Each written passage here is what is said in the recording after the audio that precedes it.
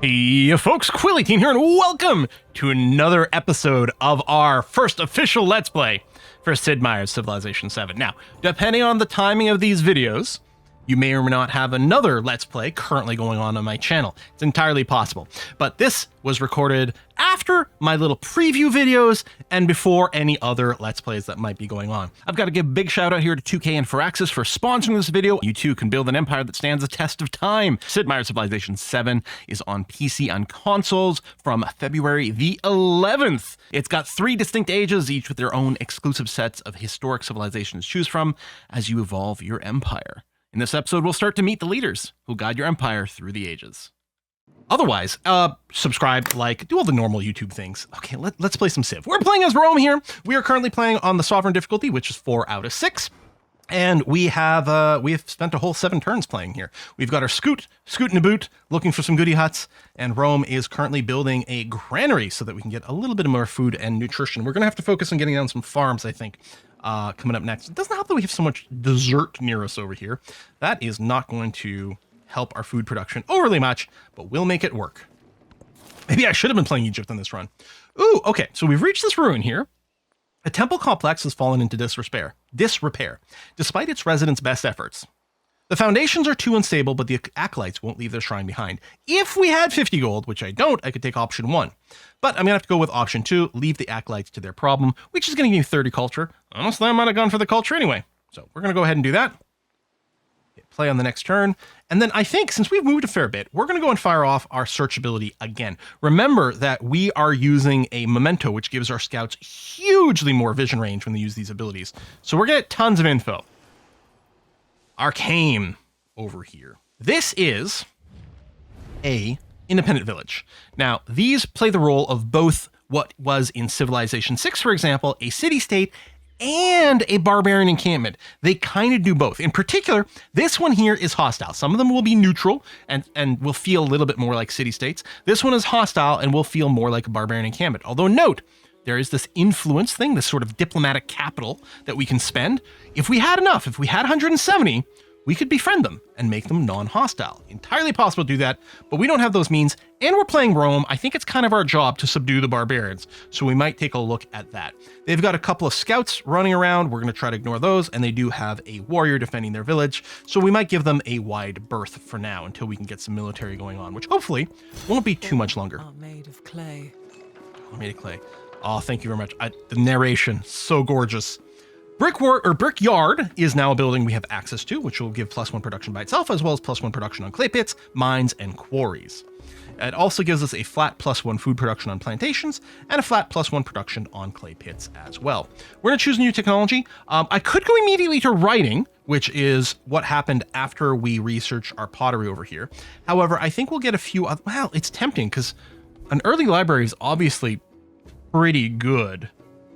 But I think I will go animal husbandry because I think getting at least 1 slinger is going to make a huge difference to our early warfare, and I think it's important. It's also the cheapest tech, and we'd already invested a little bit in it before I made a change of plans. I hadn't realized it, but I'd accidentally, totally planned, I lined up the completion of my granary for when we completed this tech so I could build the brickyard right away. Completely intentional. I don't know what you're talking about. So this brickyard is a building that gives 1 production by itself, but it gets +1 production on clay pits, mines, and quarries, and we happen to have built 2 mines already, which means it's going to give us +3 production. I love that in Civ 7, it does calculate the total value for us there. It also, and this isn't going to matter for this building, but for buildings that have adjacency bonuses, it would actually give us a preview of what possible, what the yields would be in very different areas. But in this case, this building doesn't have adjacency bonuses, so it's always the same. Now, where are we going to build this is an interesting point. I feel like it would be somewhat contradictory to build it on this tile, because this is a rough grassland. This is a place where we actually will be able to build another mine, I believe. Whereas here we've got a forest, and here we have some 2 flat areas over here. So this is areas for farms, this is areas for lumberyard. We could build a second lumberyard here, but this place won't have a lumberyard, I think, because it's got wine. Actually, I'm not entirely sure about that. It might still be a lumberyard, or it might be a plantation. I'm just thinking about building it, say, here, and we'll just rely on the mines for, well, we don't have too many other mineable places. Okay, maybe I'll go here. This is a place that we would like to build. We could build farms. Maybe we won't really go down the farm route on this, even though we did build the granary, which is for that. Have I painted myself in the corner? Not really. I think we're fine. No matter where I put it, we're going to be okay. I'm going to put it here on this flat dessert. Delicious. So we're going to start building that there, this brickyard, and it will boost our production. And we'll use that to pump out tons of military units. We might not grow as quickly, but it'll just be that much more important that we get some villages. So with my scout, I'm going to avoid Arcane. We do have a goody hut up here, but I think what I'm going to do is I'm going to swing down this way to check out this cave. That's going to be my plan. We don't have enough money to rush build anything, so we're just going to keep skipping forward in time for now. But yeah, our production will go up quite nicely with this brickyard. Oh, our population has gone up. There we go. Okay, that's what I thought. If I were to click over here where we've got the wine, we'd actually be building a plantation, not a lumberyard. And you can see this is a 3 food tile and 2 happiness. For some reason, I can't figure out why. Wine will make people happy. I think this is a great tile for us to pick up. This would have been, I think, a 2 food tile, but our granary does give a food boost to the plantations, as well as the farm and as well as the pasture over here. So these, all of a sudden, we've got our food situation's gotten a lot better. That's actually a pretty profitable farm. But yeah, I think what we're going to do is pick up the wine. This will also give us the opportunity to talk about resources. We actually get a narrative choice here. Grape versus grape. 2 vintners, zealous rivals, are looking to settle a bet on which grape has produced the year's most coveted wines, the aromatic Grück or the full-bodied Verdes. The tasks are full of Grück, so we can either get 50 gold, or the Verdes flows like water, plus 50 happiness towards the next celebration. I'm going to go with the gold in this case, because I think it has the better short-term benefit, and at the start of the game, I'm very interested in that. As a reminder, because of our government, the Classical Republic, when we do fill out our happiness meter, and we're getting 11 happiness returns, so that was about 5 turns worth of happiness towards our next celebration, we could choose a culture boost or a wonder production boost. I think the gold is going to do better things for us right now. We don't have enough to purchase anything currently. All right, if I could say view hidden, we can see the cost. But it did bring us closer to being able to make a purchase. And if there's another decision... No! Hattusa? Well, that's not even Hattusa, right. We ran into Hattusan units before. So there's another barbarian encampment. Well, I mean, tribal village down in this area.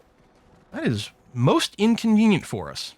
Okay, please don't kill my scout. I don't plan on building another one. I really want to keep that one alive. We definitely need to build some military after this. But I think it's going to be good. The brickyard is going to increase our production. We're going to use that to produce a bunch of military units. So let's check out this cave right next to Hattusa. Great. Shepherds have found a cave perfect for aging various cheeses. Locals find their unique musk irresistible. Those in the capital will find them a pure delicacy. We could sample the cheese, plus 30 science, and 20 food in Rome. Or study technique. Okay, so we get more culture this way, right? 30 science versus 45 culture. And I weight those two as about the same. I think I'm going to value getting the food boost in Rome. If we can get our population raised a little bit more, I think we're going to benefit more, especially in the short term. The caged bird watches butterflies with envy. It's a great quote. So we finished animal husbandry, which gives us access to the saw pit, which I don't know if we're going to prioritize in Rome. But the slinger is going to be really valuable for us. And yeah, +1 production on camps and woodcutters, +1 food on pastures, which will help for the food production on our horses. And then our next tech over here. I think now is probably a fine time for writing. We'll try to get that library up so we can get some tech going. But I mean, of course, everything is wonderful. So many great things. But yeah, I think I like the idea of going for writing. We have no... Ooh, unless I went sailing. Well, we're not going to get there in time. Okay, let's see if we can sneak our scout out of this mess. If we had sailing, we'd be able to embark and try to get out of there. Okay, we didn't die, although I can only move 1 tile here. Ooh, we might get booped. We might get booped. You'll notice we're not doing any damage back. The scout has no military strength. Okay, we didn't die. Let's just try to run as far as we can from there. I might even try to make it back to friendly territory for a little bit.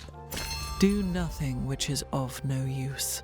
All right, we unlocked our first civic. Well, technically our second civic. We chose, or chieftain was automatic, but now we've got discipline, which our scouts get +1 movement and sight. This is going to be really useful to save us right now. And we're going to get ourselves a free army commander. We do have the option of changing our tool making. Oh, wait, sorry. The surveying is not built in. It's a policy we can run. I think I like the idea of still running tool making, so I'm going to go ahead and do that. And for our next civic, I'm going to start down the 2 Roman ones over here to unlock our unique stuff. Although discipline 2 gives us an extra 3 combat power strength against independent powers. It is a policy, so we'd have to choose it. But honestly, it might be really valuable. Or, you know what? Mysticism. I want to get a Pantheon. It's too good to ignore. Should I run survey? No, we can get away from this guy without dying. It's fine. All right. So we've got ourselves our legatus over here, our army commander. So the legatus works just like a normal army commander, except that if they get 3 levels of promotion, they can pop out an extra settler for us, an extra settlement. They have no combat strength like the scout. They can't attack. They do have some hit points. They don't necessarily die in one hit, but you don't want them to be fighting directly. They've got a few functions over here, including this promotion system. And again, we're looking to get a promotion on this unit, but right now they're not going to do anything until we get some units. So we can probably just leave them parked here in Rome. I'm just going to tell them to have a little snooze until we get some units. And that is what we're going to be building next. I'm going to finish this brickyard. We do have enough population. We could start a settler, but I think we'd be in trouble if we did. It looks like this flat grassland with the horse would be an excellent thing. The horse bonus in and of itself isn't that important this very second, on the basis that we're not going to be building cavalry units immediately, but it's 3 food, 1 production, 1 happy face. That seems really strong for us. So let's go ahead and do that. And then for production, we're going to start building a warrior. I think we're going to make 2 warriors and a slinger. Maybe you can do 1 warrior and 2 slingers. As long as we're careful to not lose the warrior, we should be able to get overall more damage by just doing range stuff. I might be fine to just move this far away from these 2 without going home. Okay, the scout can still see us. Maybe, okay, I'm going to move here and here. Okay, no more threats. Maybe this is a good place for us to rest and regain some hit points. How much money do I have? Can I purchase? I can. Okay. I'm going to purchase a slinger. It's a little risky to maybe move out as is, but we may. Okay. I will move here. This is rough terrain, so it's going to use both our movements. I can't shoot this turn. This scout, yeah, I'm just going to go and tell it to heal. Rest until it's fully healed. And we'll move the legatus out here. Should really talk about that army commander a little bit more. Okay, that's not too bad. I'm going to go and train 1 more slinger. Now, this slinger here, so you can see with the light blue, that's the range at which they can walk, right? So here we're only getting 1 tile because it's rough terrain. Here it's nice and flat, so we could walk 2. We also, with the slinger, it puts a square, not against around every hostile one. You can see here it doesn't have a hostile square. It does have the red outline to show that this is a hostile city-state. But it is in combat range. In fact, what I think I'm going to do is I'm going to scooch over here because it's only going to use 1 of my 2 movements, just in case this guy decides to run away. And you can see with the army commander selected, it's got this white outline. This is the radius that the army commander is giving a benefit to other units, or it's having its effect. If we had the upgrades that would do things like, say, Storm, which is +2 combat strength, then it would benefit from there. But it's also the radius at which it's going to collect experience points from things. Adjacent things, as well as the tile it's centered in itself. It does have a special ability you can use here called Focus Fire. Orders all range units within the commander's radius to fire on a specified target. They still have to be within range, like it doesn't let you cheat that, but it does save you from clicking multiple times, and it says all units have +2 combat strength for this attack. That's the real strength. So until you get upgrades, as far as I know, and I might be lying to you, but I don't think the army commander has any inherent bonuses to other units, right? If we look at army commander over here, it's got various mechanics explained. It can get extra movements while it's packed up. There's some great quality of life stuff with this and some reinforced tools that are fantastic. But this acts almost as like the passive bonus of the great generals in previous versions. So we're going to do a focus fire, which is going to cause this slinger to attack here at slightly greater strength. Boom. And you can see this army commander gained experience for doing that. Lovely. Great. That's what we want to do. The scout doesn't actually have to be killed. It's not actually a threat. So I'm just going to start scooching forward with our warrior here. Yeah, you better run. Now what I'm going to do is I'm going to go and hit this button. Gather adjacent land units to form up in the army commander. You can see it's got up to 6 slots, although 2 of them are currently locked. We can unlock the last 2 slots with, I think, maneuver. I thought it was in here. Maybe it's, logistics? There it is, +2 unit slots and faster reinforcements.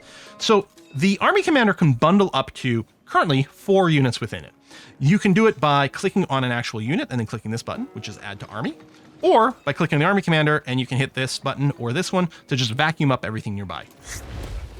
So It has gone and pulled these 2 units in it, and then you move as 1 unit. Now, this is not a return to Civ 4 style Doom stacks, even though Civ 4, I still love. It's my personal love of Civ. That's my personal favorite version of Civ. It always was. It always will be. It's just got a special place in my heart for all kinds of different reasons. But this is not a return to Civ 4 style or Civ 1 through 4 style Doom stacks. What this is an incredible quality of life thing for moving multiple units without going insane. Late game wars in Civ 5 and Civ 6, since they introduced 1 unit per tile, can be kind of tedious to move a bunch of units across the map because there's so many of them and they bump into each other. Now, you can pull them into 1 single army unit, move as 1, and then when you get to your location, you unpack your units. And in fact, there's some very convenient upgrades that you can get for your commander here. I really like under maneuver here, this first one, mobility. This commander has +1 movement while on land and ignores terrain movement restrictions when packed.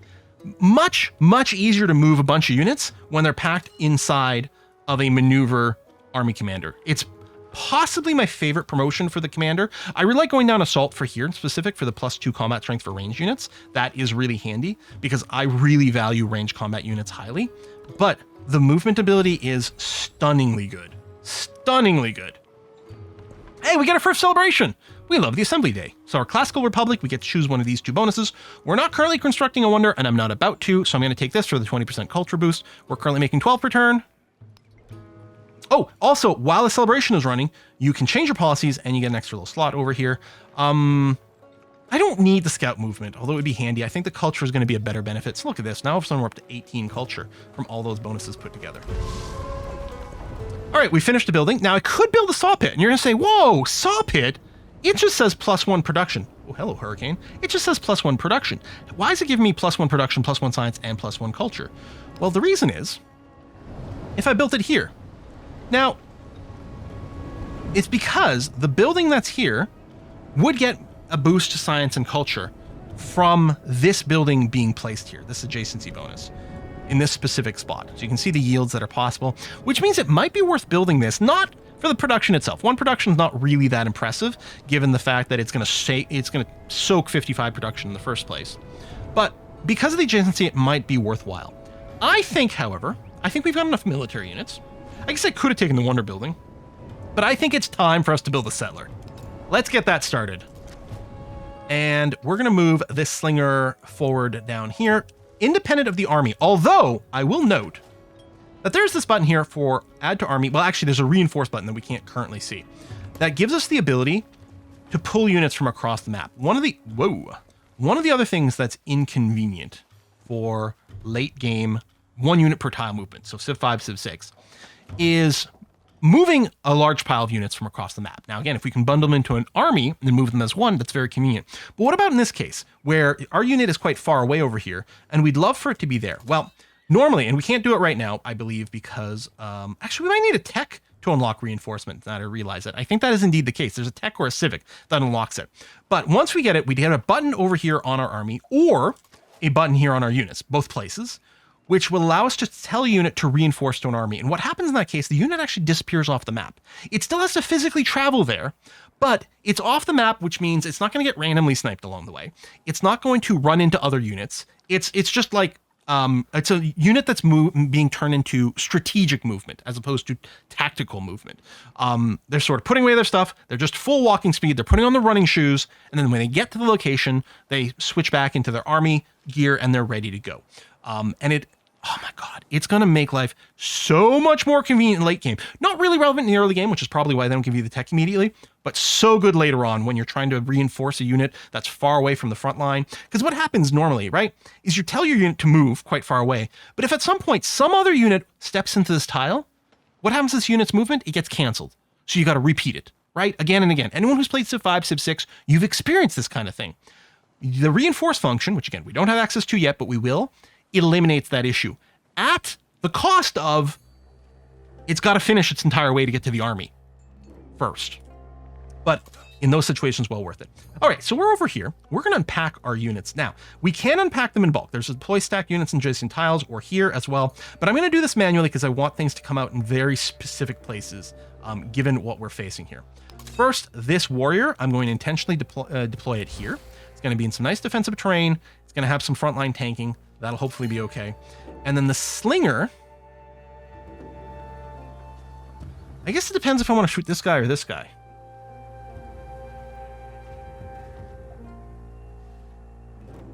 I think I'm going to focus... You know what? I'm going to focus on this guy. It's going to be much more vulnerable because he's not in a reinforced terrain. I think if I'm here, I should be able to shoot him. I'm going to do that.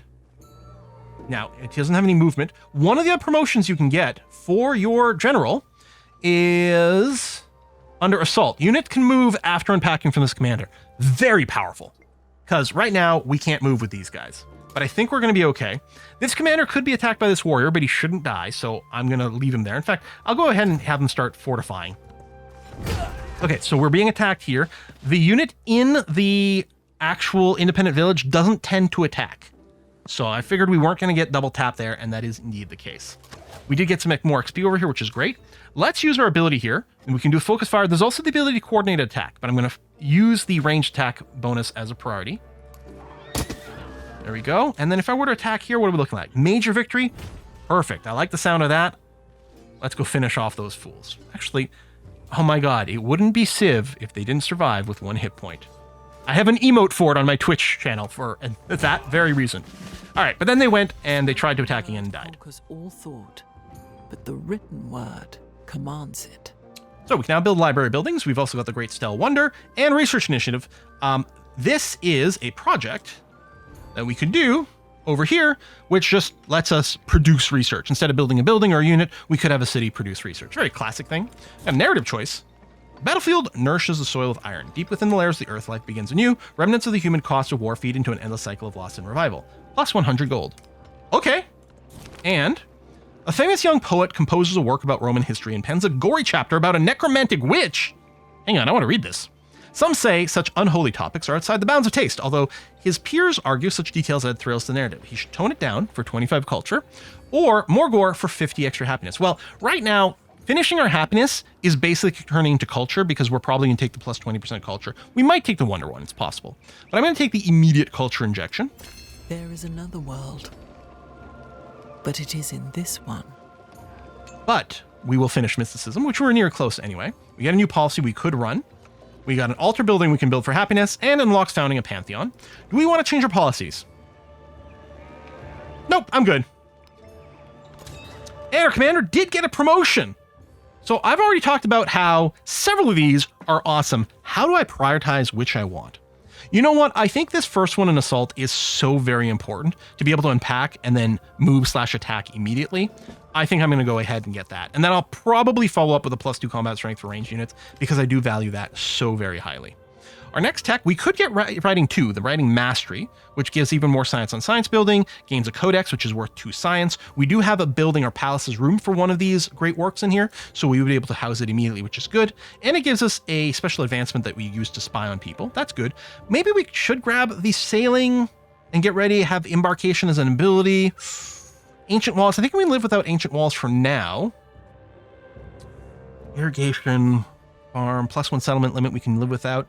Honestly, I think I'm going to go writing because I think the tech advancement would be pretty good. So it's worth noting that Writing 2 as a mastery doesn't lead to anything else, but I think it's good enough that it's worth doing that. So that's what we're going to do. As for a civic tactics, we could run a policy for drills. Code of laws. Code of laws does give us trade units, which is really good. The merchant.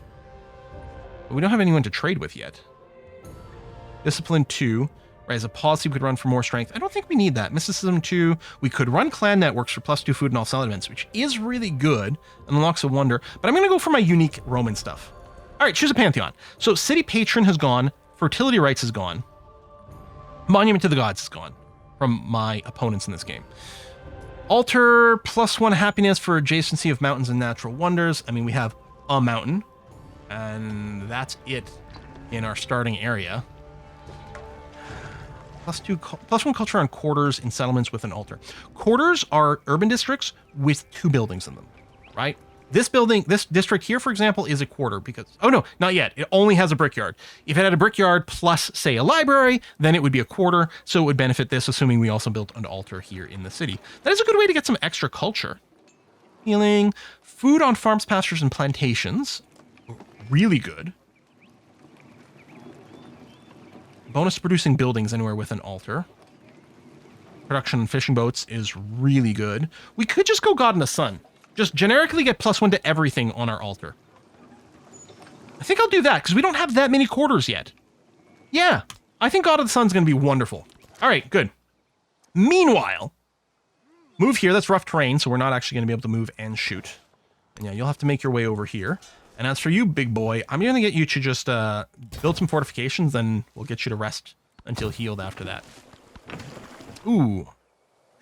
A galley. We do get a pop growth over here in Rome.